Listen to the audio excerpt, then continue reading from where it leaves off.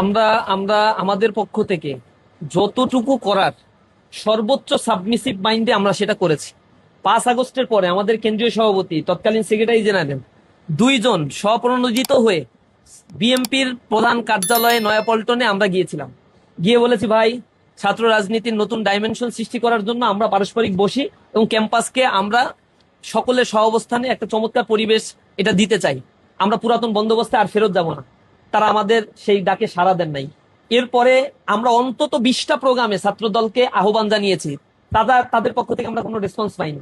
আমাদের আমাদের কাউন্সিলে, আমাদের গোল টেবিল বৈঠকে, আমাদের অন্য যে কোনো ধরনের প্রোগ্রামে বিগত সময়গুলোতে প্রতিটা প্রোগ্রামেই আমরা তাদেরকে আহ্বান জানিয়েছি। ইফতার মাহফিলের মতো প্রোগ্রামে বিএনপির নেতাকর্মীরা আসছে, আপনারা হয়তো নিউজে দেখেছেন, ছাত্র দলের কেউ আসে নাই। অথচ তাদের সাথে বিন্দুমাত্র কোনো দূরত্ব আমাদের ছিল না। 5 আগস্টের আগে একসাথে কর্মসূচি দিয়েছি, যুগপৎ আন্দোলনে গিয়েছি, বিভিন্ন ইস্যু নিয়ে আলাপ আলোচনা করেছি। সুতরাং এর দায় দায়িত্ব সম্পূর্ণ ছাত্র দলের, এবং তারা এ কারণেই ক্যাম্পাসগুলোতে আমাদের সাথে বসতে চায় নাই। কারণ তারা যে রাজনীতিটা করতে অভ্যস্ত, দখলদারিত্ব, চাঁদাবাজি, আমরা বলেছি এই রাজনীতিটা করা যাবে না এখন আর। এটাই হচ্ছে তাদের প্রবলেম। কেন আমরা এটা বলেছি, হয়তো সেই জন্য তাদের হাতে ঘা লেগেছে।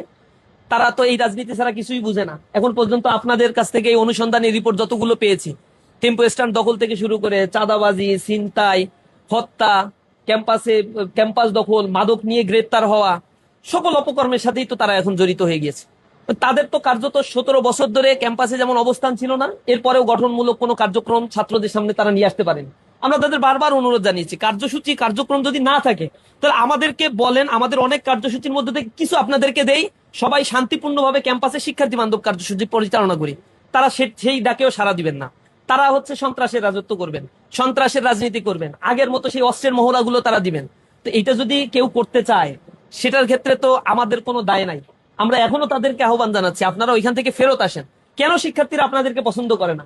এতগুলো ছাত্র সংসদে কেন আপনাদেরকে ভরাডুবি হতে হলো? কি কারণে শাহজালাল বিজ্ঞান প্রযুক্তি বিশ্ববিদ্যালয়ের ছাত্র সংসদ নির্বাচন আপনারা চাচ্ছেন না? এখনো পর্যন্ত আমরা এই জন্য আন্দোলন করছি, বিসির কাছে আবেদন করেছি, কোর্টকে ব্যবহার করে তারা এটা বন্ধ করেছে। বেগম রোকেয়া বিশ্ববিদ্যালয়ের ছাত্র সংসদ নির্বাচন তারা কেন চায় না? কারণ চায় না এখানেও তাদের ভরাডুবি হবে। কেন ভরাডুবি হয়? একটা ছাত্র সংগঠন কাজ করলে তাদেরকে মানুষ ম্যান্ডেট দিবে না কেন? কারণ তারা জানে আমরা যা করি এই রাজনীতি দুনিয়ার কেউ আসলে পছন্দ করে না। বর্তমান জেনারেশন তো পছন্দই করে না। এইগুলা বস্তা পচা রাজনীতিগুলো আজকে ছুঁড়ে ফেলে দিয়েছে।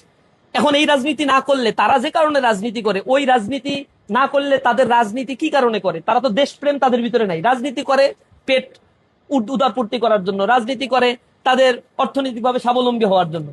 তো যখন এই লাইনঘাট সব বন্ধ হয়ে যাবে, ছাত্রদের কল্যাণে রাজনীতি, এই টার্মিনোলজি তাদের কাছে আসলে পছন্দনীয় কোনো বিষয় না। তারা বস্তুবাদী চিন্তা চেতনার জায়গা থেকেই রাজনৈতিক কার্যক্রম পরিচালনা করে।